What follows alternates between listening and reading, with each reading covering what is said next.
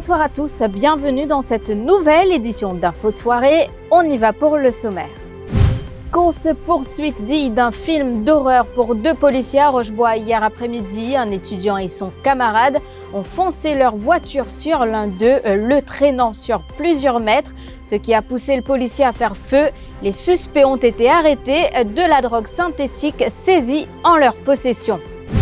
Maurice poursuivra son traitement à base de l'hydroxychloroquine. Une équipe de spécialistes constituée pour suivre l'évolution de ce sujet après la suspension des essais cliniques par l'OMS de ce médicament jugé inefficace, voire néfaste.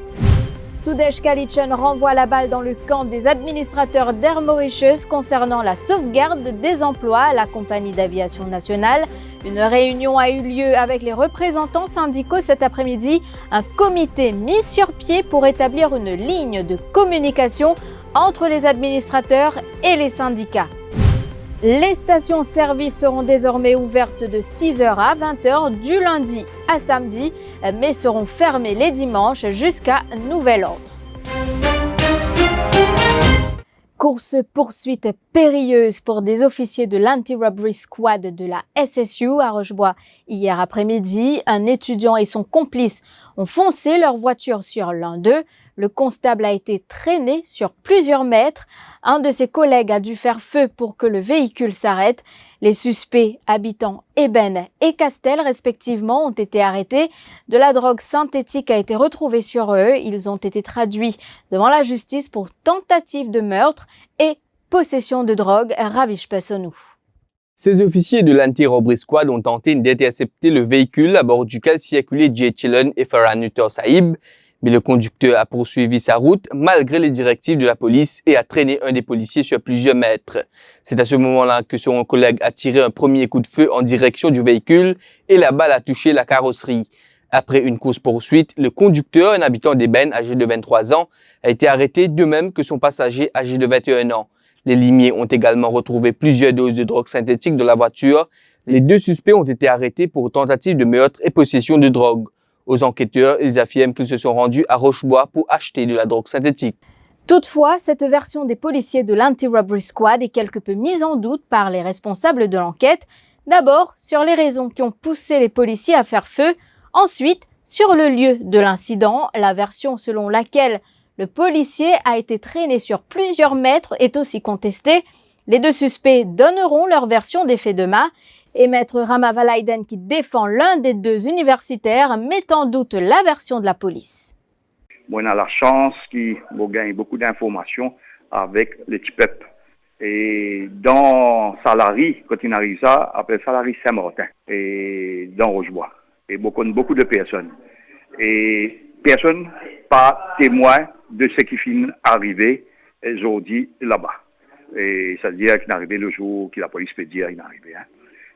Mon demande, mon écrire, le Safe City, le commissaire de police, pour dire lui, garde le film, le footage CCTV, pour démontrer si par vrai, il arrive ce qui ben policier peut dire il est arrivé. Un l'auto qui peut rouler, je peux dire, mettre les 80 km, c'est-à-dire la moitié, presque la moitié vitesse, ce qui ben policier peut avancer 150 km, traîner loin une distance de 150 mètres, malheureusement, tu viens et a ben blessure très très grave. Donc maintenant, tant que moi pas gagne ça, visionnage de sa film CCTV là, bon pour un doute, ce qui ben la police là peut dire. Deuxième chose qui est importante, moi tu as envie aussi, et dans sa lettre commissaire police rendre public, tu as envie de connaître qui s'en a, et ça ben du monde, qui tire coup de balle, ça l'année là. Et il paraît que dans cette équipe-là, c'est pas la première fois. Je viens à la gâchette facile, et il est facile pour mettre ben chose, le ben du monde. Qui ben jeunesse, il ben universitaire, il apprend, marijuana, ganja, il y a une offense d'après nous la loi, hein, pour le moment. Mais qui de là pour faire ben criminel à vie, et mettre ben caisse aux autres, et si CCTV pas dire ça, moi j'espérais, le public mauricien comprend, que doucement, nous peut rentrer dans une situation qui est très très difficile et peut servir beaucoup de choses pour faire du monde bien, comment dire, victime de bonne mise en scène.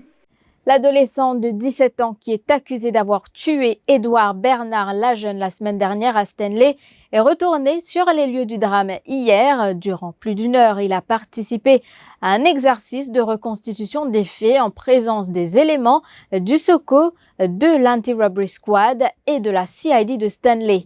Vous le savez, Édouard Bernard Lajeune, 43 ans, a été tué dans la soirée du mardi 19 mai à son domicile à Stanley. Il a été mortellement agressé à l'issue d'une dispute avec l'adolescent qui est le petit ami de sa nièce. Ce drame a pour toile de fond des remarques désagréables qu'Édouard Bernard Lajeune aurait lancées à l'adolescent. Agacé par ces remarques, l'ado a agressé le quadragénaire à l'aide d'une barre de fer dans sa salle de bain. Le ministère de la Santé va poursuivre son traitement à base de chloroquine pour les patients atteints de Covid-19. L'Organisation mondiale de la santé a suspendu ses essais cliniques sur ce médicament et l'efficacité de la chloroquine a été remise en cause. La décision de l'OMS a été annoncée hier par son directeur, le docteur Tedros Adhanom. Une annonce qui intervient après une publication de la revue médicale britannique The Lancet. Terence O'Neill. Cette revue scientifique médicale dit avoir effectué des tests auprès d'un peu plus de 96 000 patients dans 671 hôpitaux. L'âge moyenne des patients est de 54 ans. Les rédacteurs de The Lancet ne sont pas convaincus des résultats qu'ils jugent inefficaces et même néfastes dans certains cas.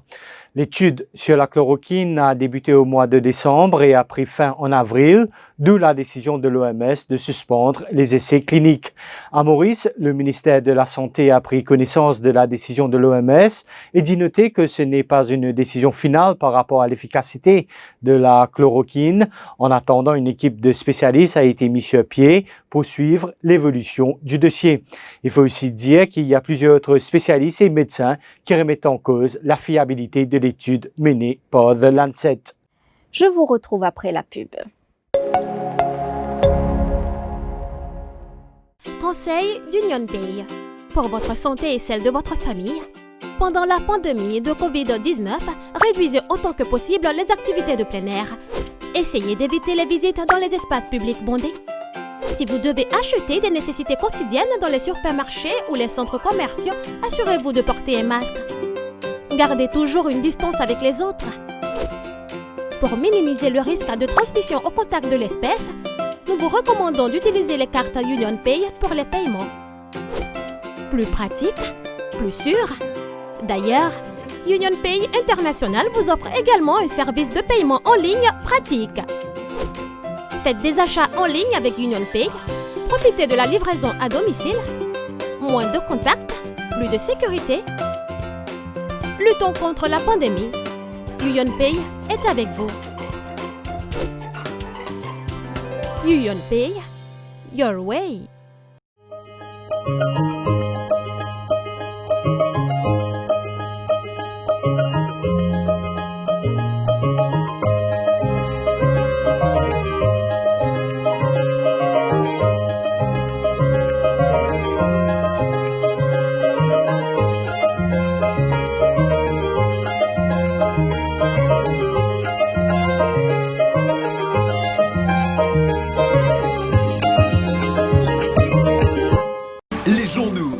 Media Group en e-paper en vente à 10 roupies l'exemplaire. Pas nécessaire sortir tout dans la case ou lire au journal. Paiement en toute sécurité par carte de crédit. 10 roupies l'exemplaire.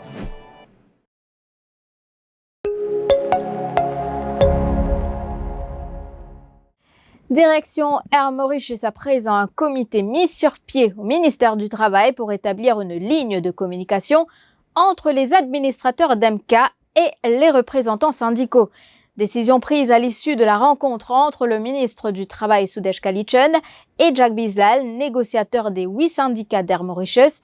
Sudesh Kalichun affirme que cette requête a été formulée par les syndicats qui affirment qu'il n'y a aucune transparence dans les décisions prises par les administrateurs.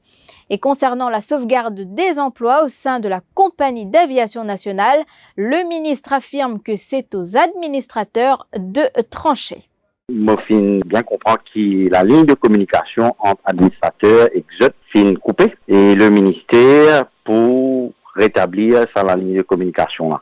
Parce qu'il y a un important qui je te connais, qui me fait je te connais aussi. Malheureusement, moi, quand je rentre dans le vif du sujet, parce qu'il m'a capable d'être appelé pour servir mon pouvoir sous section 72A pour exempter l'employeur de bonnes provisions qui fait mention dans la section 72. Ben, bien comprend ça. Moi, je me fais disais qu'il ne pas capable de judge and party. Est-ce que la sauvegarde de l'emploi fin évoquée par un syndicat? Non, nous pas évoquons, comment dire, nous pas évoquons ça man affaire là, c'est l'administrateur et ben représentant syndical, c'est de causer qui est un coup de comment pour un consensus, là ben sujet qu'ils ont pour débattre entre eux.